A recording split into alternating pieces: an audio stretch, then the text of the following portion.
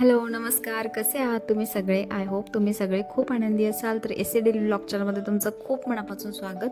तर आज मी तुम्हाला दाखवणार आहे झटपटीत अशी होणारी पनीर मसाल्याची रेसिपी. तर त्यासाठी आपल्याला लागणारे 4 ते 5 मिडियम आकाराचे कांदे, पाव किलोच्या थोडंसं वर आहे पनीर आणि 2 मोठे टमाटे आणि कोथिंबीर आणि हा पनीर बटर मसाला वापरते मी याच्यासाठी. पण या व्यतिरिक्त मी घरगुती पण मसाले वापरणार आहे. तर हे बघा, पनीर बटर मसाला, हा मसाला यूज करायचा आहे. आणि ही आहे आलं लसूणची पेस्ट, तर ही पण त्यामध्ये मी यूज करणार आहे. आणि त्याचबरोबर घरगुती काही मसाले आहेत, तर त्याचे प्रमाण मी तुम्हाला सांगते. तर यामध्ये मी वापरणारे ही लाल तिखट, गरम मसाला, धणे पावडर आणि हा घरगुती काळा मसाला आहे, हा 1 चम्मच घेतला आहे. आणि थोडीशी हळद. तर ते तुम्ही तुमच्या याच्यानुसार घेऊ शकता. जास्त कमी तिखट खात असाल तर कमी जास्त तुम्ही हे मसाले करू शकता. तर मी 1 चमचा घेतलेत आणि हाफ टीस्पून हे घेतली, हळद घेतली आहे. तर सर्वात अगोदर कढईमध्ये तेल गरम करून घेतलं आणि त्यामध्ये मी पनीर थोडंसं फ्राय करून घेतले, जेणेकरून भाजीमध्ये पनीर टाकल्यानंतर थोडंसं असं मिक्स झाल्यासारखं होतात ते. तर त्याच्यामुळे अशी फ्राय केल्याने त्याची टेस्ट पण छान लागते. तर त्याच्यामुळे मी आता हे पनीर फ्राय करून घेते.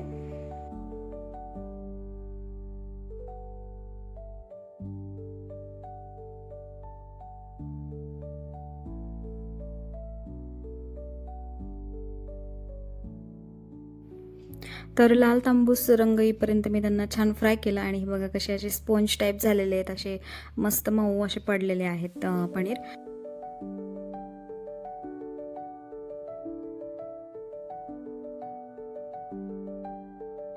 तर फोडणीसाठी त्याच कढईमध्ये थोडंसं तेल टाकून घेतलं मी एक्स्ट्रा.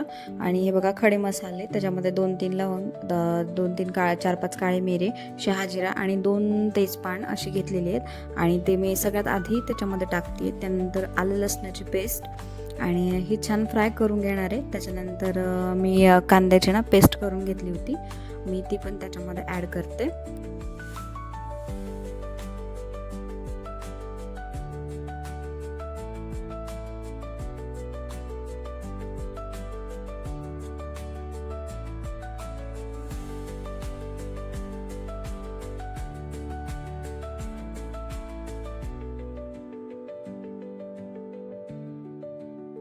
आपण याला आता छान परतून घेऊया. आणि हे बघा, कांदा किती छान असा फ्राय झालेला आहे. तर आता याच्यामध्ये मी ॲड करणारे सगळे मसाले जे की मी काढून ठेवले होते, त्याने ते मसाले पण छान तळले जातील आणि त्याचा पण फ्लेवर त्याच्यामध्ये उतरेल.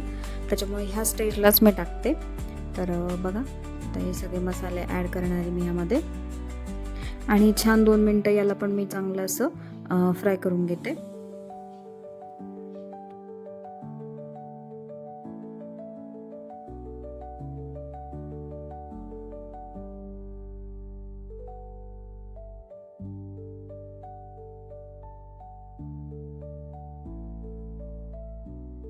तर इथे पाहू शकता तुम्ही, मसाले पण छान फ्राय झालेत. आता मी याच्यामध्ये टोमॅटोची पेस्ट ॲड करणार आहे. तर हे बघा, मी आता याच्यामध्ये टोमॅटोची पेस्ट टाकली आणि याला पण मी छान मिक्स करून घेणार आहे सर्व.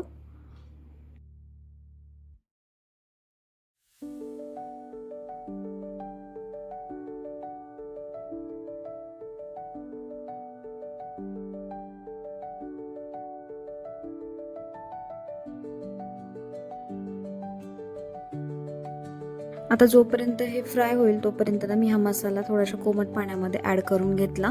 मला दुधामध्ये ॲड करून टाकायला आवडत नाही, म्हणून मी गरम थोडंसं कोमट पाणी घेते आणि त्याच्यामध्ये ॲड करते.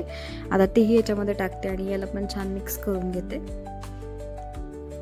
हे मिक्स करून झाल्याच्या नंतर याच्यावरती ढक्कन ठेवून 5 ते 6 मिनिटं याला असंच मिडियम गॅसवरती ठेवून द्यायचं.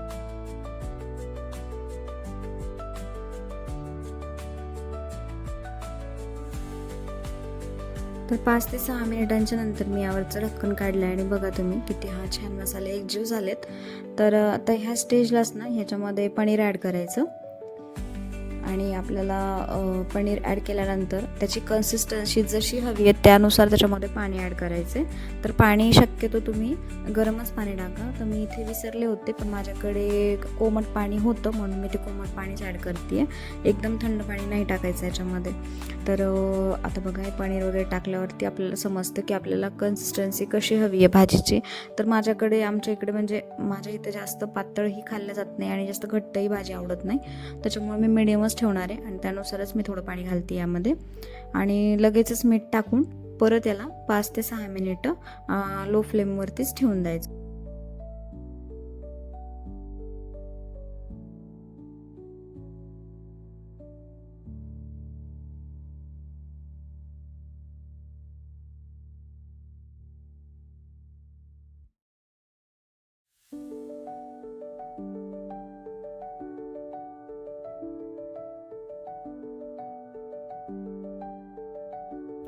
तर आपला पनीर मसाला आता रेडी झाला आहे.